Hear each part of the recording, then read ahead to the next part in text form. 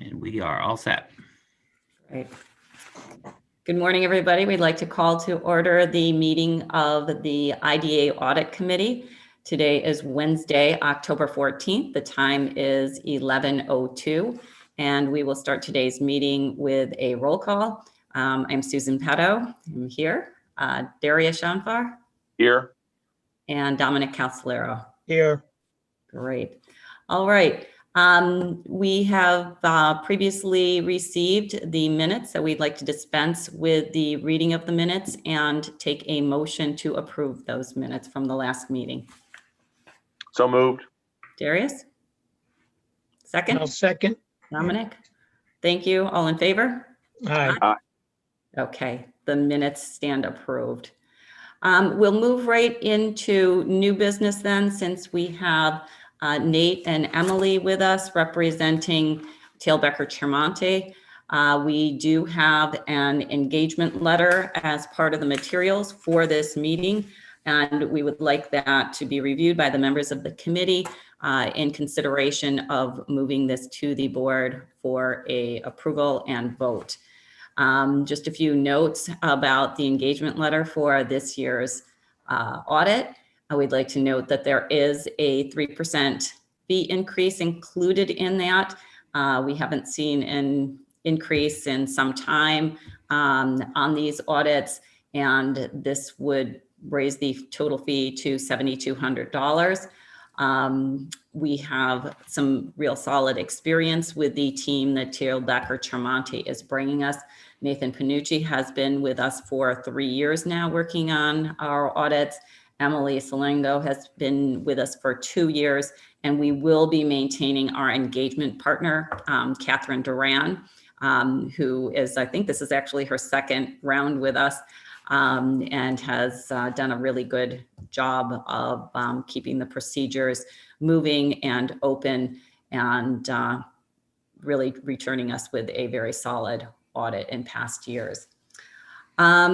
We do, with the situation that we're in with COVID, have some procedural adjustments that will probably made to ensure that the reviews are done safely. Staff has been very open and accommodating as to how the documents that need to be transmitted to TBC for review for their field work will be conveyed. Most of that field work commences in December, and they are hopeful that at that time there will be a better ability for TBC to actually come into the office, and if not, we have backup procedures in which the data that they need can be transferred to them electronically. Most of the field work is wrapped up in February. The bond confirmations are often the bit of the field work that takes a little extra time. And given the experience of the team that we're working with, those will be started as early as possible so that they can be received by our March 31st deadline and incorporated into the final report, which is filed with the Comptroller's Office. Mark and Andy take the lead on this as far as staff goes for the IDA, and we have had seamless processes in the past. It's going to be a little more challenging this year with COVID, but I trust that everyone will continue to work together as they always have, and we'll be completing this in a timely manner again. At this time, I'd like to invite Emily and Nathan to make any comments, remarks that they might have pertaining to the engagement letter or the procedure that we're looking forward to in the next couple of months. Thanks, Susan. So I just wanted to provide a quick overview, essentially, of what is in the engagement letter, and then discuss just the timeline, any changes, and then any questions or concerns that you all have. So first is our scope of services. So we're performing an audit of the December 31st, 2020 financial statements. And along with that, we'll issue our required communications, which includes our communications with the audit committee, or sometimes referred to as the SAS 114 letter, And in this letter, this allows us to communicate any significant issues, findings, or changes with you. So that will also be included with the audit and the opinion report. And then if it's necessary, we'll issue a management letter. And this is just a letter that we'll prepare and present to you. It's essentially just our recommendations of anything that we might find throughout the audit that we'd like to present to you. And with those services, our responsibilities as the auditor are to form an opinion about whether the financial statements are fairly presented in accordance with GAAP based on our audit. And we'll also consider internal controls over financial reporting as a basis for designing our audit procedures, but we won't actually be expressing an opinion on the operations of the internal controls, but it will assist us in preparing our audit procedures, and we'll take that into consideration. And again, we'll communicate any significant matters that we find throughout the audit with you. Our audit is risk-based approach. So we are providing reasonable assurance about whether the financial statements are free from material error. And again, we'll consider your internal controls in our testing procedures. The responsibilities of management include adopting sound accounting policies, fairly presenting the financial statements in accordance with GAAP, establishing and maintaining effective internal controls, and designing and implementing controls to prevent and detect fraud. The responsibilities of the audit committee include oversight of the financial reporting process and internal controls, as well as oversight and establishing controls to prevent and detect fraud. So that is kind of the summary of what is included in the engagement letter, everyone's responsibilities and the scope of the services and expectations of what we'll be providing. But if you have any questions at all throughout the audit process, please feel free to reach out to either one of us. So our projected timeline, as Susan had mentioned, is to try to complete some interim testing in December. We'll see once we get to that date, remote, in person, either works for us. And then we'll be completing our field work in February, and we'll have everything complete by your early to mid-March meeting, so everything can be filed on time, March 31st. And our engagement team, as Susan mentioned, is myself and Nate. We're recurring on the engagement, as well as Katie Doran, who is the shareholder. And we will also have a staff accountant assisting us with the audit this year. As far as any new accounting standards for the IDA, there are no new standards that would be need to be implemented in the current year. So there should be no changes in terms of that. The only thing that may change, well, that will change in the financial statement footnotes and the MD&A for the IDA is that we'll want to include something regarding COVID in there. This has been a standard paragraph we've been adding just to give the reader some information, summarizing what's happened, how it's impacted you, and also any plans to mitigate risk that you've implemented if that's necessary. And with that, we also just wanted to see if anyone had any questions at this time or any concerns or areas that you'd like us to take a look into.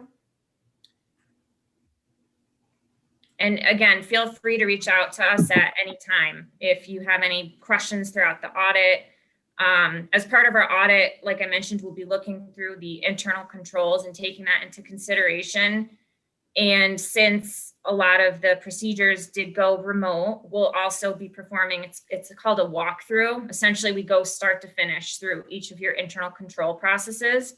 So we'll take a look at that for you, just how it's been operating in the remote environment. So we'll take that into consideration as well with our testing. Great.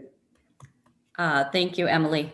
And again, if any members of the committee or the larger board have any questions or concern that they would like to speak to Tilbeck or Tremonti directly about, please feel free to reach out to Emily or Nate, and I would ask staff to, again, please distribute their contact information to all of the board members.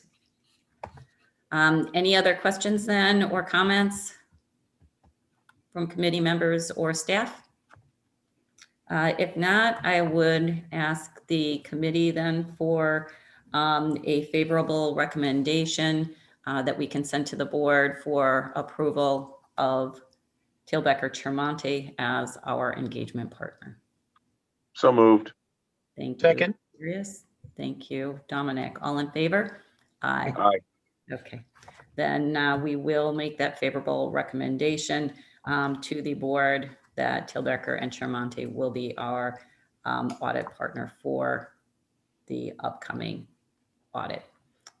Thank you, Emily and Nate. You're welcome to stay with us. This meeting won't take much longer, and then we can move into the next one immediately after. Great, Okay. thank you. All right, the next thing on the agenda is a review of the adequacy of the audit committee charter that was included with your packet. I hope everybody had a chance to review that. It's the many of the procedures that we've used successfully in the past continue to serve us well. We have done some adapting to COVID again for safety procedures, but generally this appears to be in very good shape. If the board or the staff have any comment on this? I think our charter is entirely adequate. Okay, great. We do not need any sort of approving resolution or anything for that. We just wanted to make sure everyone had seen it and know that we are following up with ABO best practices and making sure that we are completely up to date and reviewing those documents periodically. We'd also like you to have a look at the Audit Committee 2020 performance review, which is also in your procedures.